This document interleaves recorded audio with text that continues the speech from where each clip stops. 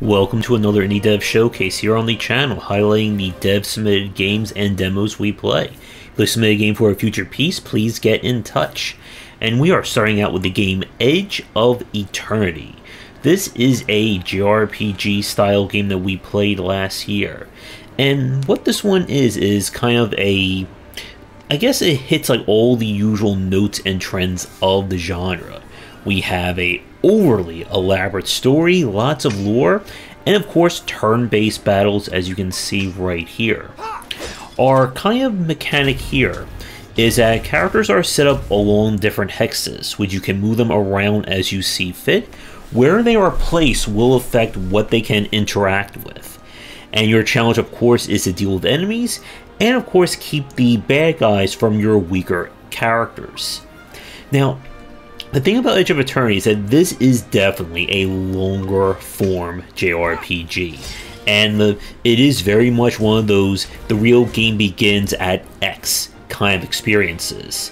The start here is just kind of all battles with a completely linear route, and the game then begins to open up for some light open world adventure, as you'll get a mount, and you'll be able to go on quests, recruit allies, and do all the other great stuff that's in RPGs. All in all, from what we played on this one, it didn't really do enough to keep my interest. If you're looking for an RPG that's going above and beyond, especially in today's market, then the Edge of Eternity is not going to do that for you. It does feel in a way like, I guess like RPG comfort food, in a manner of speaking.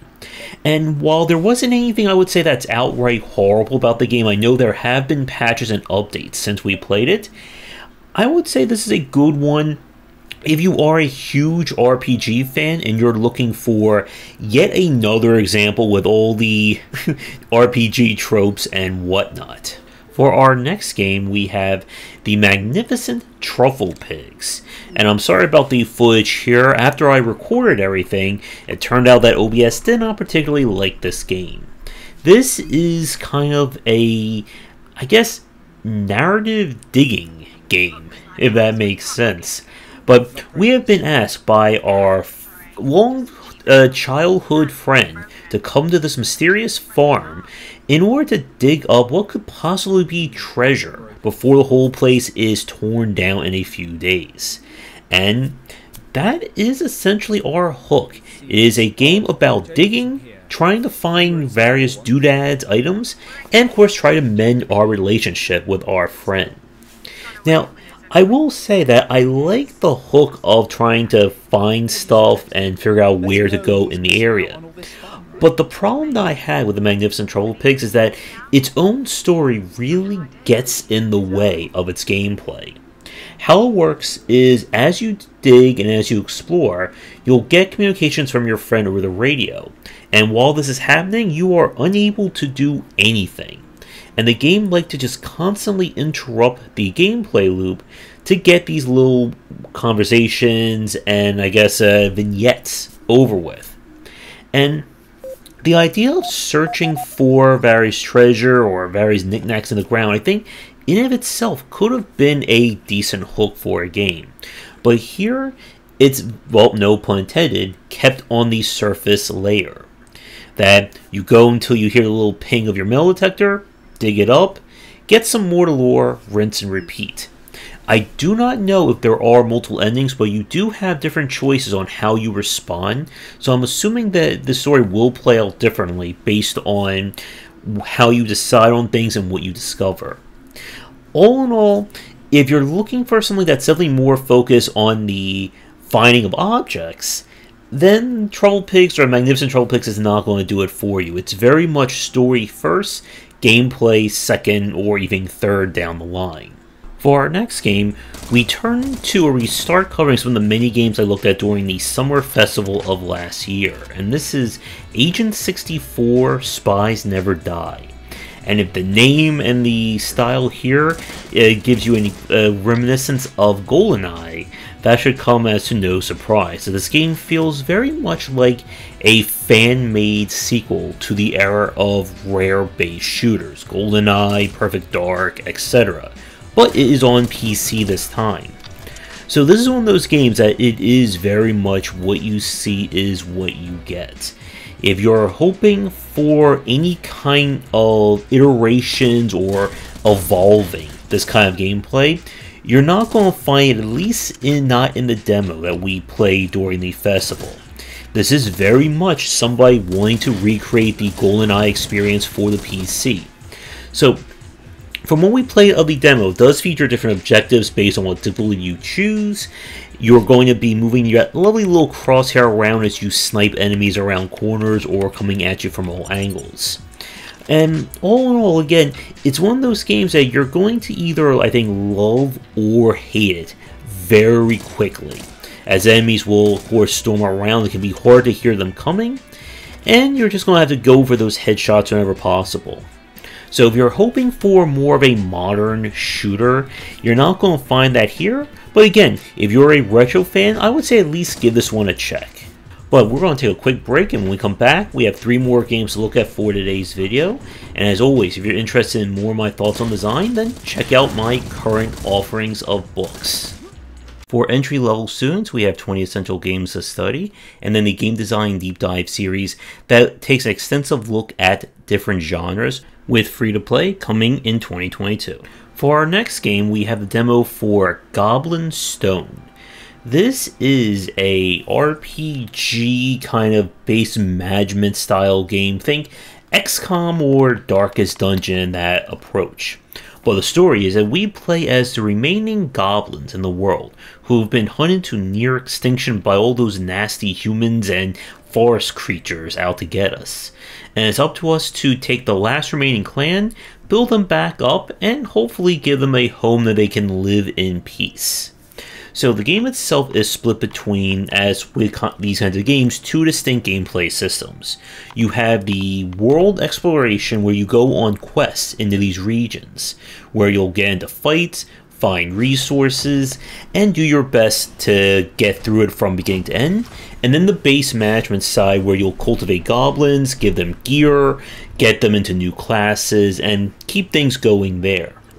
Now, the combat system, as you can see, is a turn-based, it's a time-based system, so characters go in order of the timeline at the top, and how the characters will move, or they'll attack based on the different abilities they have, which is going to be dependent on their class. So when a character finishes their move, they go to the back of the row, and the positioning will kind of help you determine who's going to be attacked when, and there are certain abilities that can push characters back and forth along the timeline. Now, for the base management side, from what we play the demo, it was kept on the simple side. I don't know how things have improved since then. But you'll grow your goblins, and they come with different passive traits. And those passive traits can, of course, be good, bad, or in the middle. And as the game goes on, you'll unlock more gear. Gear is your primary way of affecting the stats of the goblins, and it's going to be based on what class they are. And as the game goes on, you'll be able to breed goblins, get new classes, etc., etc. I enjoyed the demo of this, but demos of games like this always leave me with that sense of just where are things going to go balance and gameplay loop wise. Because it felt like you're going to be repeating areas to either get all the gear, farm specific encounters, and I'm not sure how things are going to kind of measure up if there is permadeath or when things start to get tricky in a game like this. But if you do like your RPGs and enjoy maybe a more lighthearted take on the Darkest Dungeon formula, then I would say give this one a check. The demo is still up at the time of this video. For our next game, this is Gearshifters. And the footage you're seeing is taken from the demo, but the finished game is out now.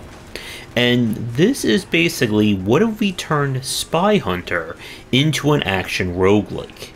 Your job is to explore the country, completing jobs, fighting off evil gangs, and blowing up lots and lots of vehicles. Your upgrades will come in the form of being able to improve the stats of your car, add new weapons and gadgets, and give it more heft as you try and deal with the myriad of enemies, including boss vehicles. Now, from what we played of the demo, it did feel a little bit on the grindy side. At the start, your basic gun is just, again, a pea shooter compared to some of the sub-enemies they're going to throw at you, and you're also not that fast, or you're not able to move quick enough to dodge some of the enemies' more nastier attacks. And this is definitely some more on the roguelite side of things. But the theme and just the general presentation is different. We don't really see too many car-based games of this kind lately, and I'm curious to check out the finished version now. But all in all, this is again one of those games that what you see is what you get. And if you're not a fan of kind of like the Spy Hunter arcade style car play here, then I don't think this game is going to do it for you. But if you are, just like me, a fan of all things like action, roguelike, or roguelite out there, then I would say at least give this one a check and check out the demo to see if you will enjoy it. For our last game of this video, this is Glimmer in Mirror. And this is essentially, well, anime Hollow Knight.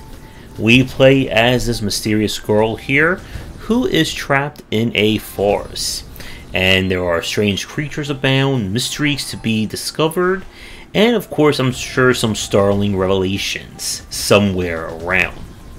So the game itself, as the description I just said, is very much inspired by the Hollow Knight Metroidvania style gameplay, as we'll be looking for upgrades, completing quests, and of course fighting giant bosses as the game goes on. The demo introduced a few basic concepts, but unfortunately didn't give us too much in terms of these systems. You do get a familiar, that's that little guy who's flying near me who will help you, and you can select other ones as time goes on. Resources will of course let you buy new gear or buy new upgrades, and the forest is full of multiple paths, hidden walls or fake walls to find bonus stuff. And from what I played, it seemed like a pretty solid Metroidvania. Again, games like this can be very hard to judge in terms of a demo, in terms of just how far they're going to go with their movement systems and tech. But definitely interested in seeing more of this game when it is released. In terms of doing anything new or outside the box, other than the fact that our main character attacks with a range blast as opposed to just using melee, there really isn't anything that I could see systems-wise that is unique to it, but that's not always a horrible thing. I would say give this one a check if you're looking for another Metroidvania. With that said, we're going to wrap up the video here. As always, thank you so much for tuning in. If you'd like to submit a game for a future piece, please get in touch. I'm always looking for indie games. Do the liking, subscribing, and commenting people tell you to do. And come back for daily discussions on game design here and on game wisdom, where is in the art and science of games. Until our next video, take care.